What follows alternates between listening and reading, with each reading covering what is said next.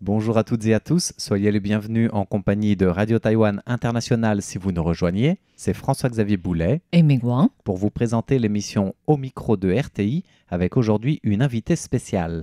Oui, il s'agit de Agnès Potier-Dumas, la mère de Levallois-Perret. On a déjà entendu sa voix au micro de RTI l'année dernière lors des Jeux Olympiques.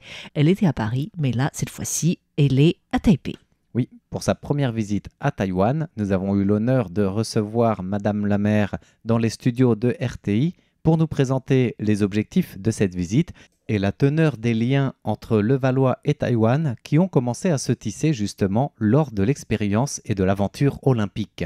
Agnès Potier nous parlera donc des échanges entre Taïwan et sa ville, Levallois-Perret, mais également le sport, les Jeux Olympiques, comment la ville a vécu cet événement exceptionnel. Alors, on ne va pas tout vous dévoiler dans l'introduction de cette émission, mais on peut simplement préciser que Agnès Potier-Dumas et son directeur de cabinet, Florian Guida, sont à Taipei à l'invitation du ministère de l'Éducation pour acter un accord de coopération éducative entre Levallois et les universités taïwanaises. Tout de suite, au micro de RTI spécial Agnès Potier-Dumas, enregistré le 18 avril.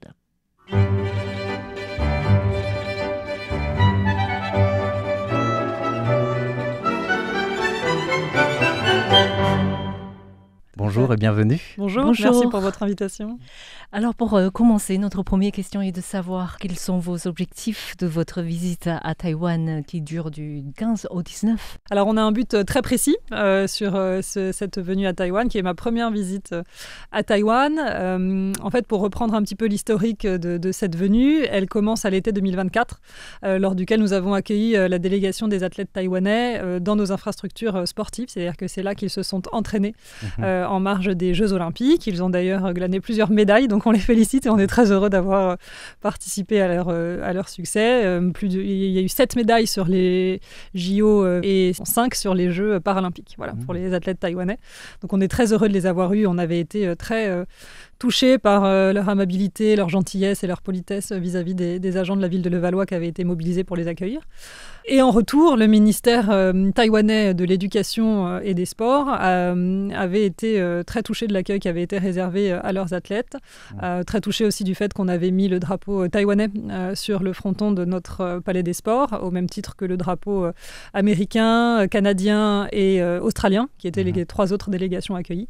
Et pour nous remercier, le ministre nous avait alors annoncé qu'il allait proposer un partenariat et notamment des bourses pour les étudiants levalloisiens qui voulaient venir à Taïwan étudier, soit pour étudier le mandarin, soit pour étudier dans le cadre de formation diplômante pour obtenir un diplôme ici dans une université taïwanaise, avec une offre très généreuse puisque le ministère de l'Éducation propose de prendre en charge les frais de scolarité et les frais d'hébergement des étudiants qui viendront étudier à Taïwan. Donc c'est ce partenariat en fait qu'on est venu signer très officiellement cette semaine à Taïwan et qui désormais s'est concrétisé. Et d'accord, justement avec cet accord pour des bourses en fait, pour des étudiants de votre ville, oui.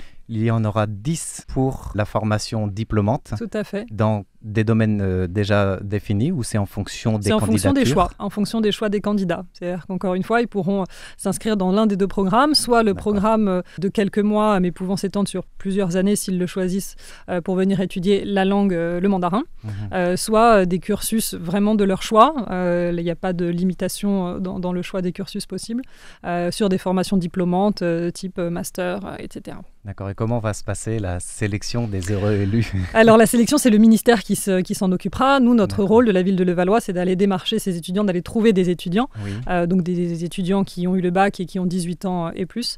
On a déjà commencé à communiquer via notre magazine municipal. J'ai fait plusieurs communications sur les réseaux sociaux, notamment juste après la signature. J'ai fait une vidéo depuis ma chambre d'hôtel pour expliquer que ce partenariat était désormais une réalité et inviter des étudiants levalloisiens à me contacter pour pouvoir intégrer ce programme. Donc voilà, on a tout un planning de communication qui va se faire. J'aimerais qu'on aille aussi démarcher toutes les écoles, certaines écoles, alors pas forcément limitées à la ville de Levallois, mais plusieurs écoles spécialisées dans certains domaines pour aller voir s'ils n'ont pas des étudiants levalloisiens qui pourraient être intéressés pour partir. Donc c'est pas uniquement limité aux étudiants du Valois en fait. En fait, c'est limité aux étudiants qui habitent à Levallois, mais qui peuvent étudier partout dans n'importe quelle université de France. Voilà, la condition, c'est d'être habitant de Levallois. Il y a combien d'étudiants qui sont dans cette situation Il y en a beaucoup. En fait, la difficulté qu'on a, nous les maires, c'est que on peut compter les enfants dans les écoles ou dans les collèges ou au lycée, mais après, on les perd un peu. Mais en tout cas, au lycée de Levallois, on a plusieurs centaines d'élèves. On a 800 élèves, je crois, inscrits au lycée à Levallois. D'accord. Et donc, ils vont se manifester en fonction de leur choix, soit pour apprendre le chinois, soit pour une formation diplômante sur le long terme. En fonction de leur objectif d'études et leur choix personnel. Et du côté de Taïwan, quelles seront les universités qui accueilleront toutes les universités potentiellement sont... Voilà, il n'y a pas de critères, il n'y a pas de sélection préalable. On sera en fonction des choix des étudiants et de leurs orientations. Et par rapport à l'époque des Jeux Olympiques, en fait, vous avez dit, vous avez accueilli en plus de Taïwan aussi les États-Unis, le Canada et l'Australie. Oui. Et comment ces 4 pays ont été sélectionnés dans un premier temps? C'est eux qui nous ont sélectionnés. En fait, c'est comme ça que ça s'est fait. Initialement, donc Levallois avait candidaté en mettant en avant la qualité de nos infrastructures, la qualité de l'accueil proposé par nos agents. Et nous avions été retenus au niveau français pour faire partie des villes hautes, c'est-à-dire des villes qui pouvaient accueillir ces délégations dans des infrastructures bien fléchées. Et donc on a été intégré à une espèce de catalogue en fait à la disposition des délégations, et après c'est les délégations étrangères qui ont consulté ce catalogue, qui ont choisi Levallois et qui nous ont contactés, et on a décidé de répondre favorablement à plusieurs d'entre elles, dont Taïwan.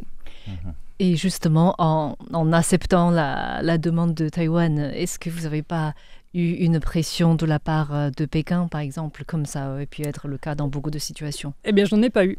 Je n'en ai pas eu. Alors c'est vrai que quand la demande nous est arrivée, à l'époque c'est monsieur François Wu qui était ambassadeur de Taïwan en France. Ce mail nous est arrivé dans un français impeccable, très très bien. Forcément mes équipes m'ont dit voilà, on a cette demande qui arrive de Taïwan. Bon, c'est un peu particulier parce que on le sait, la situation géopolitique de Taïwan est un peu difficile. Donc ils ne savaient pas trop quelle serait la réponse que j'apporterais, mais j'ai voulu qu'on réponde favorablement en disant que Taïwan était tout à fait... Voilà, que dès lors que Taïwan était partie prenante aux Jeux Olympiques, il fallait qu'il puisse être accueilli comme tout le monde, dans les mêmes conditions que tout le monde. Et donc, j'ai validé tout de suite la venue de Taïwan dans nos infrastructures. Et l'accueil, encore une fois, était exactement la même que pour les autres délégations, c'est-à-dire avec un accueil officiel par mois, une signature de convention pour la mise à disposition gracieuse de nos locaux et l'accueil avec le drapeau, etc. Par rapport à ce choix validé, que vous dites vous l'avez validé, mais c'est tout le conseil municipal, j'imagine, qui a été réuni pour valider ces choix. C'est-à-dire que moi, je l'ai validé et ensuite, je l'ai soumis à mon conseil municipal. Je n'étais pas très inquiète parce que, comme j'ai pu l'expliquer au maire de Taipei, on a un système en France qui fait que quand on gagne les élections municipales, on est très largement majoritaire au sein de nos assemblées. Donc, quoi qu'il arrive, je n'étais pas inquiète sur le fait que cette délibération serait adoptée. Oui. Toutefois, ce qu'on peut remarquer, ce qui est notable, c'est que cette délibération a été adoptée à l'unanimité de mon conseil municipal. C'est-à-dire que je n'ai eu aucune opposition sur cet accueil des athlètes taïwanais, et ça, c'est une très belle chose. D'accord. Il y a eu un vote par rapport à Taïwan ou par Uniquement Taïwan. C'est-à-dire que chaque délégation, nous avons passé une convention spécifique avec chaque délégation qui a été passée en conseil municipal. Et quelle a été l'expérience des habitants de Levallois de voir débarquer des athlètes olympiques de plusieurs générations, mais aussi des Taïwanais?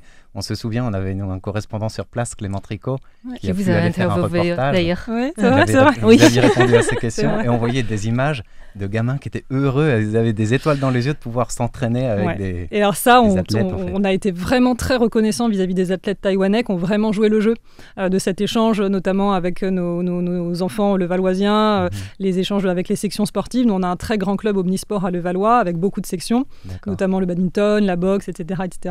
Et les athlètes taïwanais se sont vraiment prêtés au jeu en faisant des sessions d'échange avec les enfants, de découverte de leur sport, etc. Ce que toutes les délégations n'ont pas fait. Voilà. Donc ça a été très apprécié. par les Levalloisiens. On a eu toute une équipe de bénévoles aussi qui s'est montée et qui s'est organisée, qui nous ont dit on veut participer à ces Jeux Olympiques. Donc on a une équipe de Levalloisiens bénévoles qui ont fait acte de candidature pour être là, pour accueillir dans les meilleures conditions les athlètes, les assister dans toutes les demandes qu'ils pouvaient avoir, soit de matériel, soit d'installation, soit voilà, toutes les petites questions pratiques. Donc en plus des agents de la ville de Levallois qui connaissaient bien le site, on avait un pôle de bénévoles qui était là pour assister les athlètes. Donc c'était une énorme logistique en fait. C'est une grosse logistique mais qui a été finalement assez fluide. En plus voilà, tout le monde s'était organisé au niveau de la ville pour caler ses vacances aussi en fonction des Jeux Olympiques. Donc j'avais mon directeur des sports qui était là, ma directrice adjointe aussi des sports, mon cabinet. Moi j'avais aussi calé mes vacances en fonction de ces arrivées-là. Donc on était tous très mobilisés. La police municipale évidemment parce qu'il y avait un vrai enjeu de sécurité, notamment parce qu'on avait aussi au sein du Palais des Sports les athlètes taïwanais avec la situation qu'on connaît, mais on avait aussi les athlètes américains de basket qui sont des stars aussi très très connus et très très sollicités. Donc on avait aussi un vrai enjeu de sécurité. J'ai l'impression, en dehors de l'accueil de ces athlètes de différents pays, je crois que c'est la ville en général qui s'est mobilisée pour devenir une terre olympique. C'est vrai. Levallois, on est une vraie ville de sport. C'est-à-dire qu'on a le premier club omnisport de France. Il est à Levallois. C'est-à-dire qu'on a ce qu'on appelle le Levallois Sporting Club, qui est un club qui regroupe plus de 34 sections sportives. C'est-à-dire qu'on y fait 34 sports différents, du foot, du badminton, de l'escalade, de l'escrime, du judo, etc. etc. Et depuis la première fois de son histoire, ce club a 40 ans, donc il a été créé en 1983. Depuis la première fois de son histoire, on a franchi cette année, en début 2025, la barre des 18 000 adhérents. C'est-à-dire qu'on a 18 000 Levalloisiens inscrits au sein de ce club et qui pratiquent le sport. Donc on a une vraie culture sportive à Levallois, des équipes de haut niveau qui sont des équipes levalloisiennes, qui jouent chez nous, etc. Donc on fait vraiment cohabiter ce sport pour tous avec le sport de haut niveau qui est évidemment très porteur et très inspirant pour nos jeunes notamment. Donc forcément que les Jeux Olympiques à Levallois, on savait que ça allait être quelque chose de très suivi et qu'allait créer un vrai engouement. On a mis des fan zones aussi sur le parvis de l'hôtel de ville. Donc devant ma mairie, on a mis un écran géant avec plein de chaises pour que les Levalloisiens puissent venir assister aux cérémonies d'ouverture. Alors on était sous la pluie, mais la cérémonie d'ouverture, la cérémonie de clôture et aussi toutes les grosses épreuves où on avait des athlètes notamment français ou du Levallois Sporting Club, parce que le Levallois Sporting Club avait aussi des athlètes dont certains nous ont ramené des médailles en escrime, en para-judo. Donc voilà, ça a été un très très beau moment dont les Levalloisiens ont pu aussi profiter. une porteuse de flamme olympique, c'est ça? Une porteuse de flamme olympique, qui on a eu en porteuse de flamme olympique? Non, on a eu Robert Citerne, qui est de notre département, les Hauts-de-Seine, et qui travaille au sein du Levallois Sporting Club, qui est un athlète multimédaillé en escrime fauteuil. Et qui a été porteur de la flamme. Voilà, donc il travaille pour le Levallois Sporting Club et il est athlète du LSC, c'est un homme. En dehors de ce grand moment qui a été festif pour Levallois, pour Paris, pour toute la France en fait, et même au-delà, il y a le lendemain. Est-ce qu'il y a eu des retombées? Est-ce qu'il y a eu un élan que vous sentez déjà aussi à Levallois, notamment auprès de vos habitants qui sont plus sur le sport ou plus sur ce type d'événement? Tout à fait. Alors nous, comme je vous dis, on est déjà une ville très très marquée sur le sport, mais on a eu bien sûr un effet JO, notamment sur des sections comme le tennis de table ou la natation, avec les frères Lebrun ou Léon Marchand, qui ont créé des vocations avec des demandes qui ont été encore plus importantes. Aussi sur la gymnastique artistique aussi, avec cette jeune américaine aussi qui a été très inspirante pour beaucoup de petites filles. Donc voilà, on a eu un effet JO clairement. Ouais. D'accord. Et on a retrouvé aussi un plaisir et un bonheur d'être ensemble et de partager des moments comme ça de joie. Parce que, mine de rien, en France, l'après-Covid a été dur. A été compliqué, a plongé le pays, puis plus toutes les difficultés économiques qu'on a pu avoir après, avec la guerre en Ukraine, les répercussions, l'augmentation du coût de la vie qui a été vraiment, et qui a impacté beaucoup de familles, y compris dans des villes plutôt aisées comme à Levallois. Donc des mots plus, tout le contexte sécuritaire dégradé, etc. Donc avoir un très bel événement comme ça, très réussi, où on a retrouvé un peu la fierté d'être français, la fierté de se dire qu'on savait faire des très belles choses, que le monde entier nous a regardés et qu'on a été très bon. Ça a été aussi un vrai moment de joie, de satisfaction et de fierté nationale qui s'est aussi ressenti sur le moral des Français et des Levalloisiens. Voilà. Donc ça, c'était très positif aussi. Merci les JO. Vous avez commencé à préparer les JO longtemps avant? Oui, longtemps avant. Le dossier qu'on a préparé pour être terre d'accueil datait de 2021. Avec des belles retombées derrière. Oui, c'est vrai. C'était très... écoutant votre partage sur ces expériences-là. Ouais, ça a été pour nous, même pour nos agents, être agent municipal au service des sports, on gère le quotidien, les écoles, le club de sport, mais pour revivre une expérience comme ça, c'est extraordinaire, c'est qu'une fois dans une vie, avec des athlètes de cette envergure-là, du monde entier, qui créent un échange magnifique. Pour nos agents, c'était extraordinaire, ils en gardent un souvenir magnifique. Et pour en revenir à votre présence à Taïwan cette semaine, en dehors de la convention éducative signée avec le ministère de l'Éducation, vous avez aussi visité plusieurs infrastructures, y compris une école élémentaire, donc primaire, collège également aussi, à plusieurs endroits de Taipei et du Grand Taipei, donc le nouveau Taipei. C'est en vue d'échanges qui existent déjà ou des prospections pour l'avenir? Il n'y a pas d'échange aujourd'hui qui existe. Le Valois n'a pas de partenariat ni de jumelage particulier avec aucune ville d'Asie.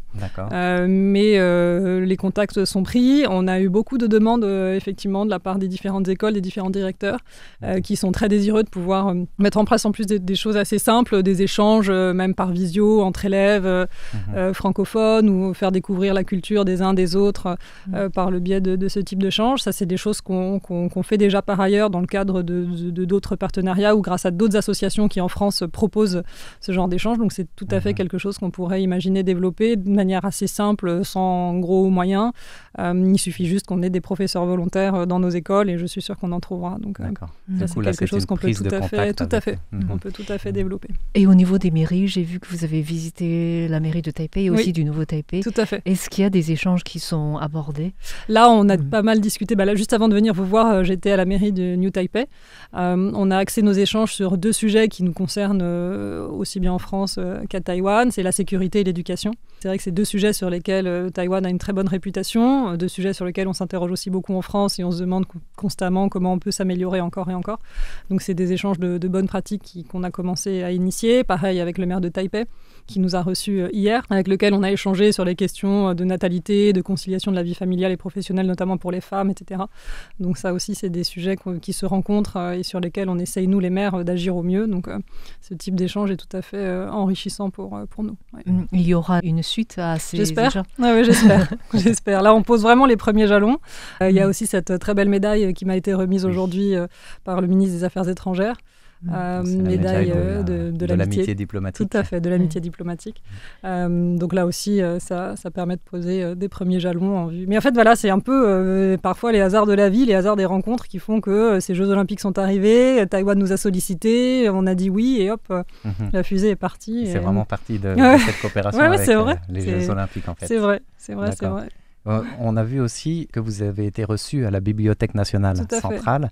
Et en cherchant un peu, on a découvert qu'il y a un coin de Taïwan, un Taïwan Corner à Levallois. Vous pouvez nous en dire un peu plus? Tout à fait. Parce que Madame la directrice de la Bibliothèque nationale était en France la semaine dernière.